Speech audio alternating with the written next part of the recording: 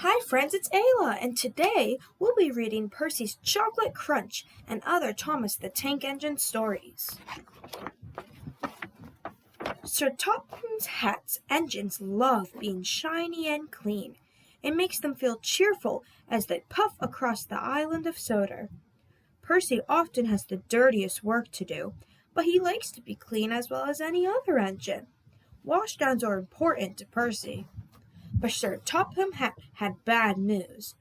Due to a water shortage, he said, no engine shall have more than one washdown a day. Usefulness before cleanliness, he added, and left. Percy was upset. I get dirty, he complained. I need washdowns. Gordon only does it to feel important. I am important, Gordon sniffed. I'm an express engine. You're a pouty puffer, Percy, teased James. No, I'm not, wheezed Percy, and he chuffed away. Percy was loading freight cars at the docks. He was trying extra hard to stay clean, but the troublesome trucks were being naughty. As Percy pushed them under the coal chute, they sang out, On, on, on, they cried. Percy found himself under the chute, and coal dust flew everywhere. Oh no, coughed Percy, I'm filthy. Percy felt awful, but he knew he had to carry on. On the way to Callan Station, the troublesome trucks teased Percy even more. Clickety-click, don't look back, dirty Percy's on our track. Be quiet, Percy snapped. When Percy arrived at Callan Station, he was very upset. From now on, I am only doing work where I won't get dirty. Harold the helicopter was at Callan Station picking up medical supplies. Hello, Percy, he called, and he took off, blowing cinders and ashes everywhere. Not again, cried Percy. I want a washdown. Usefulness before cleanliness, he reminded his driver. I want to be useful where I can't get dirty, Percy huffed. There's a load of sugar going to the chocolate factory, his driver said. We could take the sugar cars. Sugar, said Percy. That's nice and clean. Percy was pleased. Percy didn't know that earlier a leaky freight car had spilled oil on the track. When he approached the chocolate factory, his driver applied the brakes, but Percy's wheels just skidded on the oily rails. Oh no, hooted Percy. Yuck, he groaned. I've never been this dirty. He was covered from funnel to firebox in sticky, gooey chocolate. Back at the sheds, everyone thought it was very funny. You look good enough to eat, Thomas hooted. Bon bon Percy, teased James. Chalk ice on wheels, chipped in Henry. Disgraceful, said Gordon pompously. Ahem, said a stern-sounding voice. It was Sir Topham Hatt.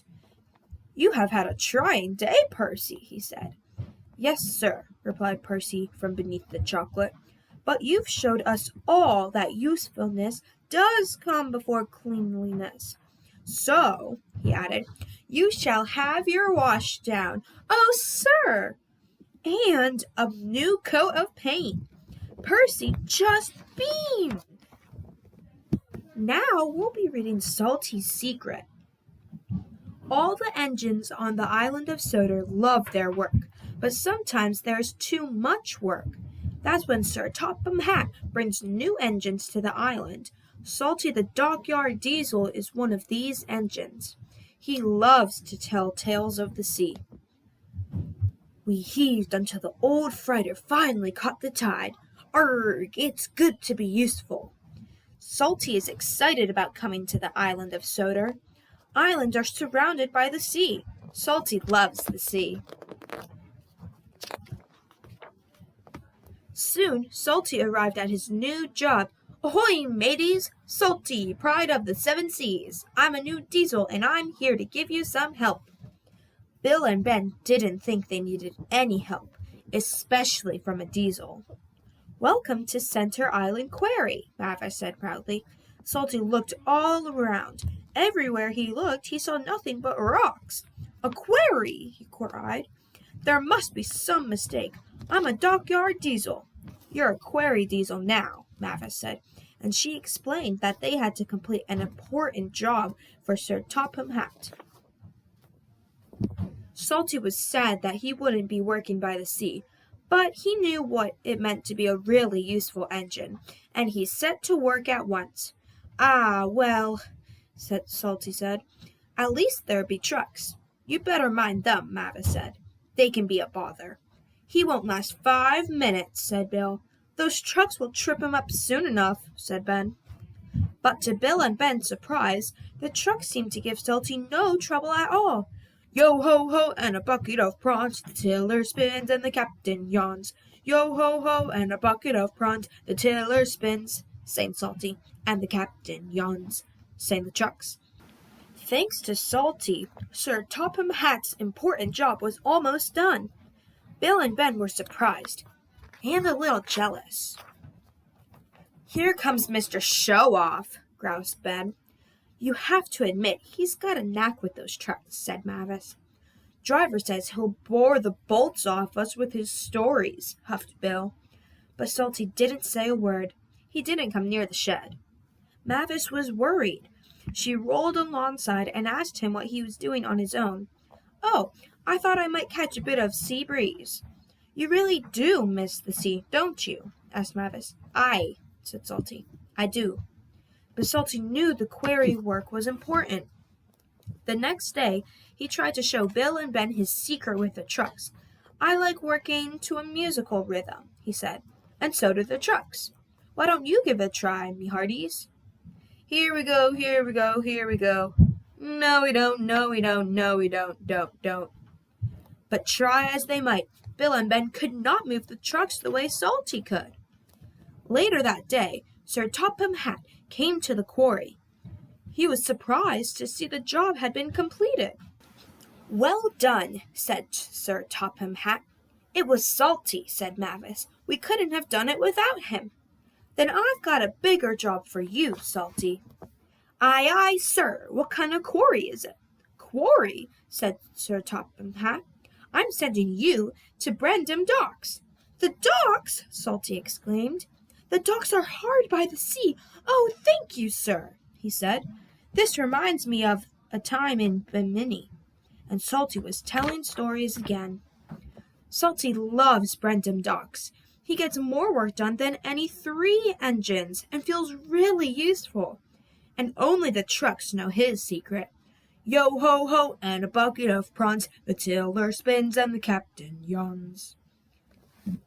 Now we'll be reading A Bad Day for Harold the Helicopter. Harold the Helicopter loves flying. Up in the bright blue sky, over the island of Sodor, he looks out for anyone in distress. Sometimes he delivers the mail. This makes Percy very cross. "The mail run is done. Is there any more? I can deliver it for you in a jiff. That's what friends are for." "Delivering the mail is an engine's job," said Percy grumbly. Percy has many jobs, but carrying the mail is his favorite. It makes him feel really useful. The next morning, Percy was happily pulling the mail train. Must be on time, he chuffed. But up ahead there was a trouble with the signal box. It was broken. The signal engineers did not know how long it would take to fix. Percy had to stop. It's not safe for engines to run without signals. But Percy was very upset. "I'm going to be late," he cried, "and it's not even my fault."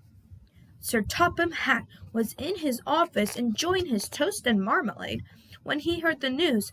"Percy is stuck at a broken signal? Then Harold must take the mail." Poor Percy was still waiting, and still upset. The last time he was held up, the mail was given to Harold. "It made me feel like a really useless engine," he sighed. "Well, the mail must arrive on time," said his driver. Just then they heard a familiar sound coming from above. "Hello," said Harold. "Sir Topham Hatt says you need my help. That's what friends are for." "Oh no!" cried Percy. But Sir Topham Hatt had made up his mind. There was nothing Percy could do. Percy's driver helped load the mailbags into Harold's cargo net. "Maybe we should take the mailbags a few at a time," said Harold's pilot. "They are very heavy." "I'd have to make too many trips. Then I'd be as slow as Percy." And so they loaded all the mail into Harold's net at once, and the engineer continued to work on the signal. Just as they finished loading, a signal engineer cried out, "It's fixed," he said. "Wait, Harold!" shouted Percy. "I'm ready to go!" But it was too late. Harold had already taken off.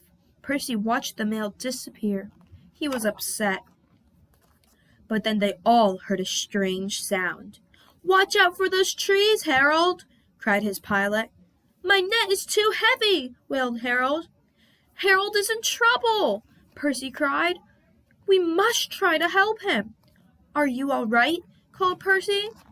"Just get someone to pull me out of this haystack," sputtered Harold, and Percy did, as fast as he could. The next day, Harold's engine was fixed and he was flying again. Percy was very pleased to see him. "Want to take the mail, Harold?" Percy teased. "I'll stand by with the rescue team." All the engines tooted, and Harold hovered so low that only Percy could hear. "Thanks for getting help to pull me out of that haystack, my friend," he said. "That's all right," said Percy. "That's what friends are for." And that is the end of our story. Bye, friends!